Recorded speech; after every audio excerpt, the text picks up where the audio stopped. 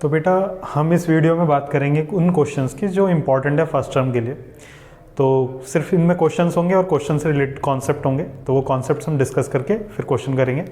तो सबसे पहला क्वेश्चन जो मैट्रिक्स एंड डिटरमिनेंट से आ सकता है वो कुछ इस तरीके का होगा जो इक्वालिटी पे बेस्ड है। Find the value of x and y, जबकि आपको इस तरीके से दो मैट्रिक्स को कंपेयर करवाया होगा। तो यहाँ पर कॉन्सेप्ट कौन सा होगा? इक्वालिटी ऑफ मैट्रिक्स का, इक्वल मैट्रिक्स का कॉन्सेप्ट। तो दो मैट्रिक्स इक्वल कब होंगी? देखिए आप, इसका ऑर्डर कितना है 2/2, इसका ऑर्डर कितना है 2/2, तो दोनों तरफ का ऑर्डर सेम है, तो हम कह सकते हैं ये दोनों मैट्रिक्स इक्वल हो सकती हैं क्योंकि इनके ऑर्डर सेम है। मैट्रिक्स के ऑर्डर सेम होने के बाद क्या होना चाहिए? जो करस्पॉन्डिंग एलिमेंट है, जैसे कि ये A11 है और ये भी इसका A11 है, या आप इसे दूसरी मैट्रिक्स A' है तो A11, ये दोनों आपस में बराबर होने चाहिए, तब आप कहेंगे ये इक्वल है। तो उसने पहले ही इक्वल रखा हुआ है, तो यानी कि इक्वल होंगे। तो x + 10 = 3x + 4, तो यहाँ पे क्या होगा? x यहीं रखेंगे -3x और 4 - 10, देन -2x = -8, देन x = 4। तो x की वैल्यू 4 आ चुकी है हमारे पास। देन अब कंपेयर करेंगे सेकंड से सेकंड को, तो y² + 2y = 3। तो यहाँ से क्या कर सकते हैं आप? y² + 2y -3 = 0, तो ये क्वाड्रेटिक है, इसको फैक्टराइज करेंगे तो y² + 3y -y -3 = 0, y common, y + 3 -1 common, y + 3 = 0, then y + 3 and y -1 = 0। तो यहाँ से मिला y = -3 एंड y = 1।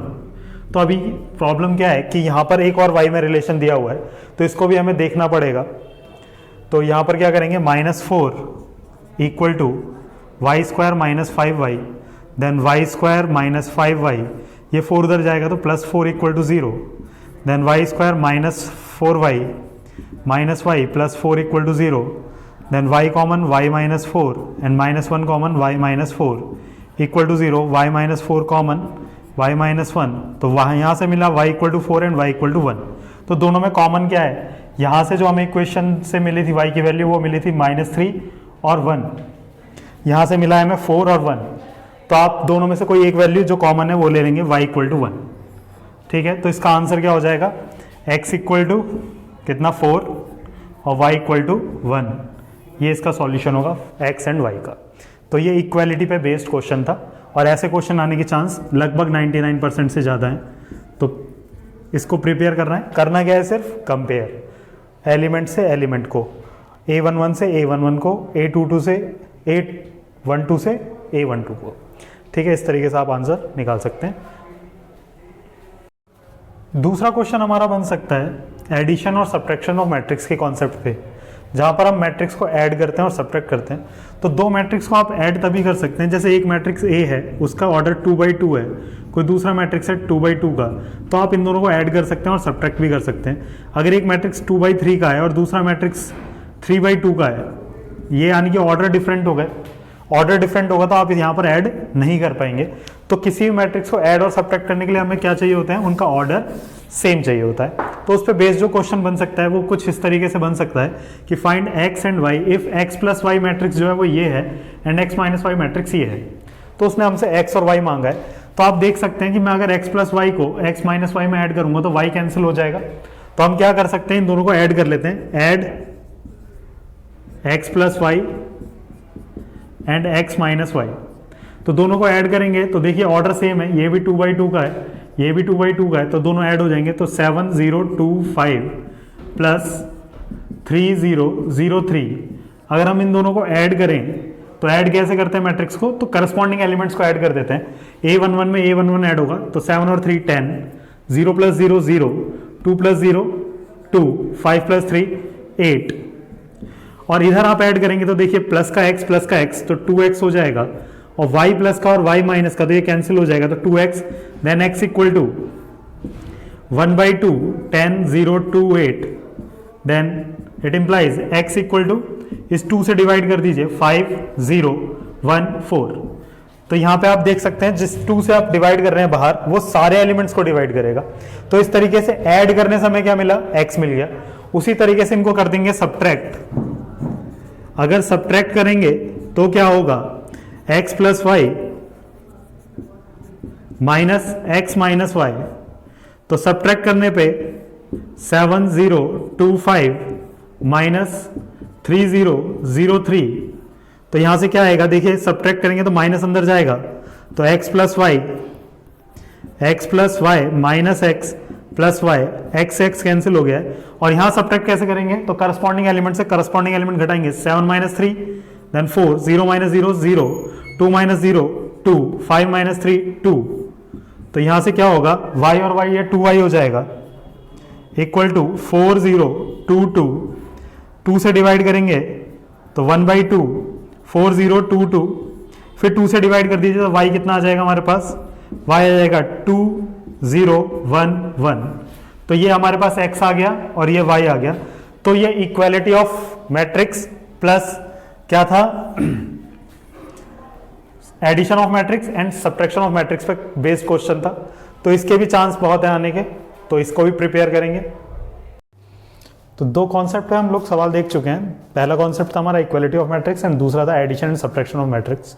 तो तीसरा जो मोस्ट इंपॉर्टेंट कॉन्सेप्ट है वो है मल्टीप्लीकेशन ऑफ मैट्रिक्स। तो मल्टीप्लीकेशन ऑफ मैट्रिक्स, तो सबसे पहली बात तो ये इंपॉर्टेंट कॉन्सेप्ट है, इस पे भी एक क्वेश्चन आने के लगभग 99% चांस है। तो उसमें क्या है, मल्टीप्लीकेशन ऑफ मैट्रिक्स। तो सबसे पहली बात हम ये करेंगे कि मैट्रिक्स की मल्टीप्लीकेशन पॉसिबल कब है। जैसे एक मैट्रिक्स है आपके पास, ए मैट्रिक्स है, उसका ऑर्डर m क्रॉस n है, बी मैट्रिक्स है, उसका ऑर्डर p क्रॉस q है। तो आपको ध्यान रखना होगा ये जो n और ये p है, यानी कि इसके कॉलम और इसके रो सेम होने चाहिए, n इक्वल टू p होना चाहिए, मल्टीप्लीकेशन तभी पॉसिबल होगी। और दूसरा जो ऑर्डर होगा a इंटू बी का, जो रिजल्टिंग ऑर्डर होगा वो होगा m into Q, m cross q का होगा।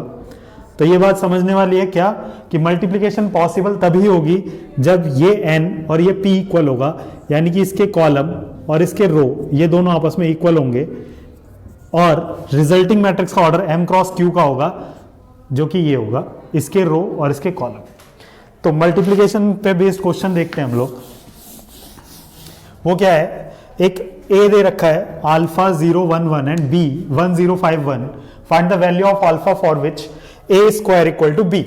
देन a स्क्वायर का मतलब क्या है, a into a, that means alpha 0 1 and 1 into alpha 0 1 and 1। तो इनकी मल्टीप्लीकेशन रो और ये कॉलम, तो अल्फा के अल्फा में अल्फा स्क्वायर, 0 का 1 में तो 0, फिर अल्फा की 0 में तो 0 और 0 का 1 में तो 0, फिर 1 के अल्फा में अल्फा, 1 का 1 में तो 1, देन 1 की 0 में 0, 1 का 1 में 1। तो ये आ गया हमारे पास a स्क्वायर। a स्क्वायर की वैल्यू क्या होगी, alpha square 0, alpha plus 1 and 1। ये किसके इक्वल है, b के। b की वैल्यू क्या है, 1 0 5 एंड 1। देन अल्फा स्क्वायर की वैल्यू क्या आ गई हमारे पास, कंपैरिजन से 1, इक्वालिटी ऑफ कॉन्सेप्ट, इक्वालिटी वाला कॉन्सेप्ट। अल्फा प्लस 1 की वैल्यू यहां से क्या आ रही है, 5, then alpha equal to 5 minus 1, alpha equal to 4, यहां से अल्फा की वैल्यू प्लस माइनस 1। अगर हम अल्फा की वैल्यू प्लस माइनस 1 रखेंगे तो ये तो सेटिस्फाई नहीं कर रहा है, दैट मीन्स कि अल्फा की ऐसी कोई वैल्यू हमारे पास है नहीं, है ना। यहां से हमारे पास अल्फा की वैल्यू क्या आ रही है, प्लस माइनस 1, यहां से अल्फा की वैल्यू 4, आप कोई सी वैल्यू से सेटिस्फाई नहीं कर पाएंगे इस मैट्रिक्स को। देन यहां पे हम क्या आंसर देंगे, नॉट पॉसिबल। तो अल्फा की ऐसी कोई वैल्यू नहीं है जिसके लिए ये ट्रू हो जाए, ठीक है। तो अगला कॉन्सेप्ट देखते हैं हम लोग। तो मल्टीप्लीकेशन में बेस्ड एक और क्वेश्चन देखते हैं। क्वेश्चन है a i और a square equal to 8a plus k I. तो हमें k की वैल्यू निकालनी है, तो यहाँ पे इक्वालिटी और मल्टीप्लीकेशन दोनों कॉन्सेप्ट यूज हो रहे हैं। तो a स्क्वायर का मतलब होगा a इंटू ए, तो a क्या है हमारे पास 1 0 माइनस 1 7, फिर इंटू में 1 0 माइनस 1 एंड 7। तो इनकी मल्टीप्लीकेशन के लिए आप ये तरीका इस्तेमाल कर सकते हैं, अच्छा तरीका है, इसमें कैलकुलेशन की गलती होने की संभावनाएं बहुत कम है। तो 1 और 0, इसकी रो, पहले वाली मैट्रिक्स की रो को यहाँ लिखते जाइए, माइनस 1 एंड 7, और इसके कॉलम्स को 1 एंड माइनस 1 एंड 0 7। इस तरीके से लिखने के बाद आप इनकी मल्टीप्लाई कर लीजिए, इसकी इससे फिर इसकी इससे, तो 1 इंटू 1 1 आ जाएगा, 0 इंटू 1 0, फिर 1 इंटू 0 तो 0, 0 इंटू 7 तो 0, 1 इंटू 1 तो माइनस 1, 7 इंटू माइनस 1 तो माइनस 7, 1 इंटू 0 तो 0 और 7 इंटू 7 देन 49। तो देखिए आपके पास मैट्रिक्स आ गया। a स्क्वायर क्या होगा, यहाँ से 1, ये 0, ये माइनस 8 और ये 49, ये आपके पास ए स्क्वायर है, और ए स्क्वायर किसके इक्वल है? 8a plus k I. तो 8a कितना होगा बेटा? 8a का मतलब होगा कि a में 8 की मल्टीप्लाई कर दीजिए, तो यहाँ पर 8 लिख लीजिए और फिर a 1 0 माइनस 1 एंड 7, तो 8 की मल्टीप्लाई करेंगे तो 8 0 माइनस 8 एंड ये 56। और के आई क्या होगा? k इंटू आई, तो आई ये है, तो के आई की वैल्यू क्या होगी? के आई, तो जहां जहां 1 है वहां वहां k कर दीजिए, k 0 0 एंड k। आपको इनको इक्वल रखना है, किसको? a square equal to 8a plus k I. तो a स्क्वायर की वैल्यू हम निकाल चुके हैं, 1 0 माइनस 8 एंड 49। 8a कितना है आपके पास?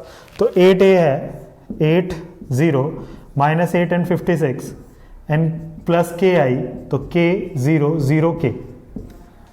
तो अभी हमने ऐड करना सीखा हुआ है, तो 8 प्लस k किसके इक्वल हो जाएगा? 1 के बेटा। 8 प्लस k किसके इक्वल होगा? इसके फर्स्ट एलिमेंट के 1। देन k इक्वल टू क्या आ जाएगा? 1 minus 8, then k equal to 7 minus का। कहीं और से ही वैल्यू निकाली जा सकती है, तो आप निकाल लीजिए 56 प्लस k इक्वल टू किसके है? देखिए 49 के।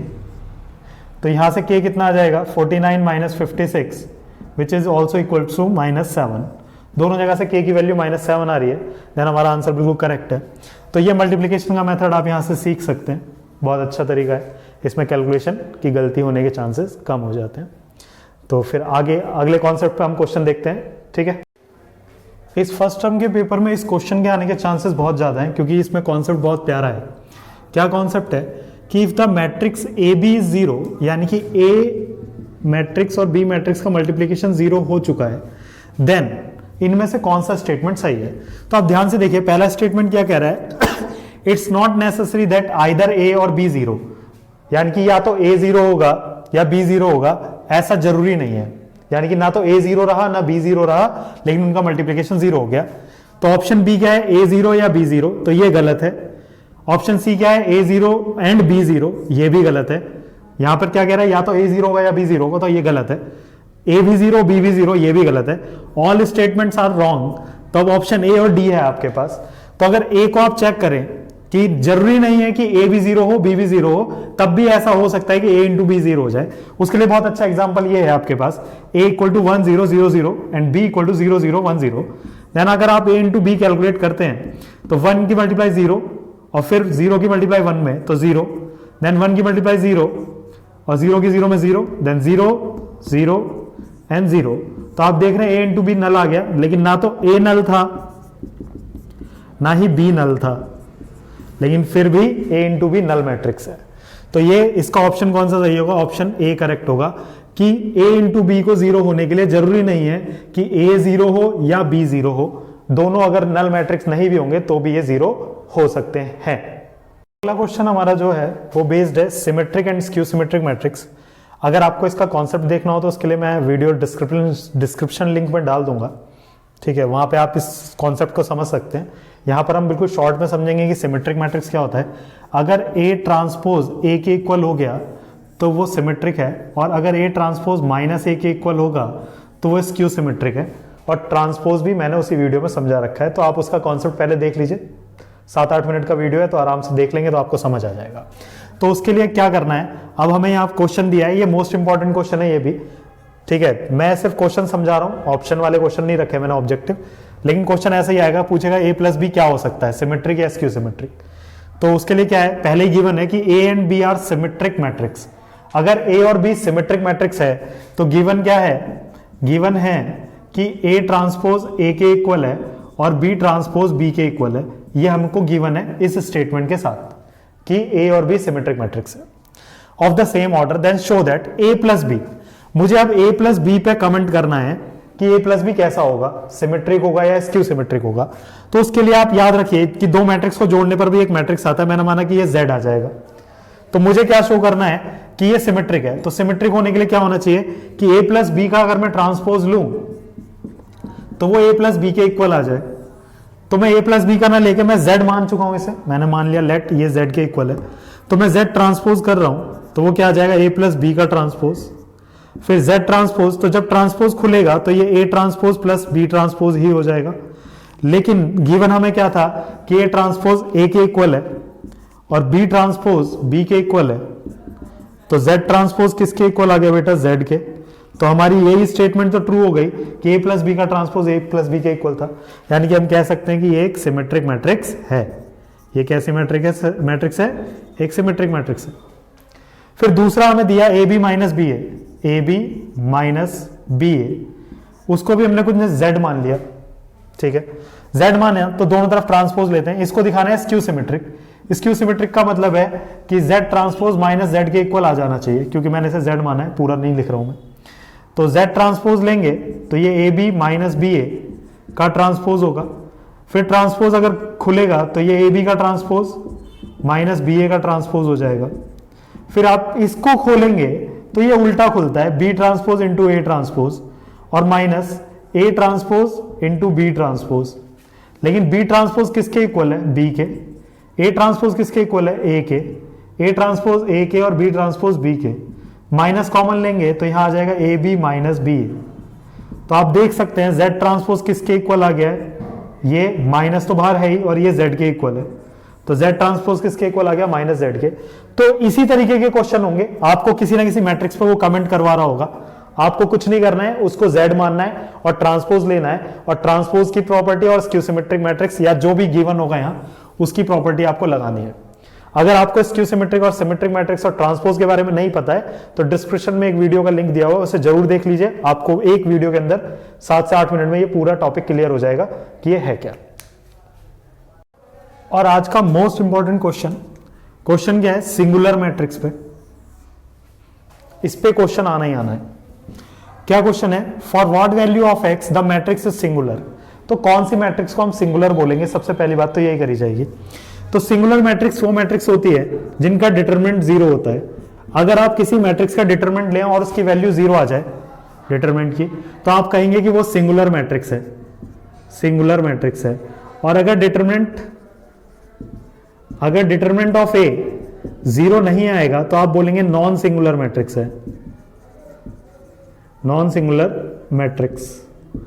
तो सिंगुलर और नॉन सिंगुलर पे आपके मोस्ट ऑफ द चांसेस है कि क्वेश्चन आएगा, और सिंगुलर और नॉन सिंगुलर से ही पता चलता है। अगर सिंगुलर मैट्रिक्स है तो इन्वर्टेबल है। अगर सिंगुलर मैट्रिक्स है तो अगर जैसे determinant of A equal to 0 है, then A inverse is not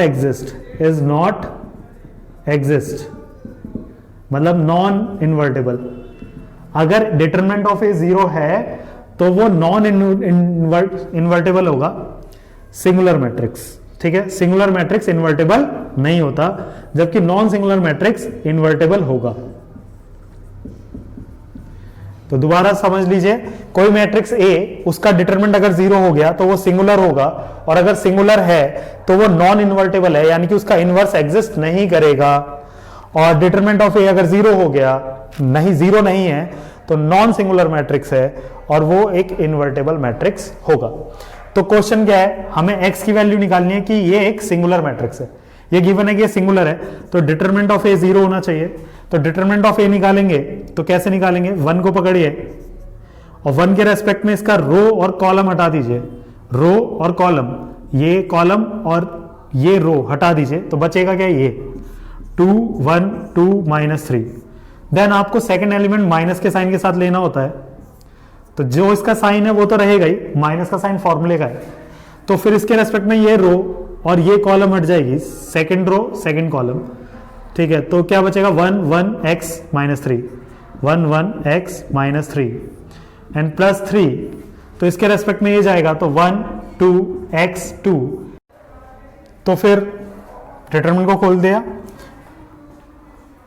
1 और इसकी मल्टीप्लाई इससे करेंगे, 2 × 3 -6, 2 × 1 -2, माइनस माइनस प्लस का 2 रहेगा, 1 × -3 एंड x × 1, x माइनस का आएगा और +3, 1 × 2 2 and 2x equal to 0। Multiply करेंगे तो -8, यह आएगा -6 plus -2x and +6 and -3 2 6x equal to 0। Then plus का 6 -6 कैंसिल, तो -8 and -8x equal to 0, -8x equal to plus का 8, then x equal to -1। x अगर -1 रख देंगे तो ये एक सिंगुलर मैट्रिक्स हो जाएगा, इसके डिटरमिनेंट की वैल्यू 0 आ जाएगी। तो ये कॉन्सेप्ट है सिंगुलर मैट्रिक्स का। देन इसके बाद हमारे पास डिटरमिनेंट के सवाल है, एडजॉइंट है, माइनर एंड कोफैक्टर है। तो ये सिर्फ मैट्रिक्स के अंदर से था, तो ये मोस्ट इंपॉर्टेंट क्वेश्चन है जो भी हमने डिस्कस करे, और कुछ क्वेश्चन हम डिटरमिनेंट के डिस्कस करेंगे अगली वीडियो में। Thank you for watching this video.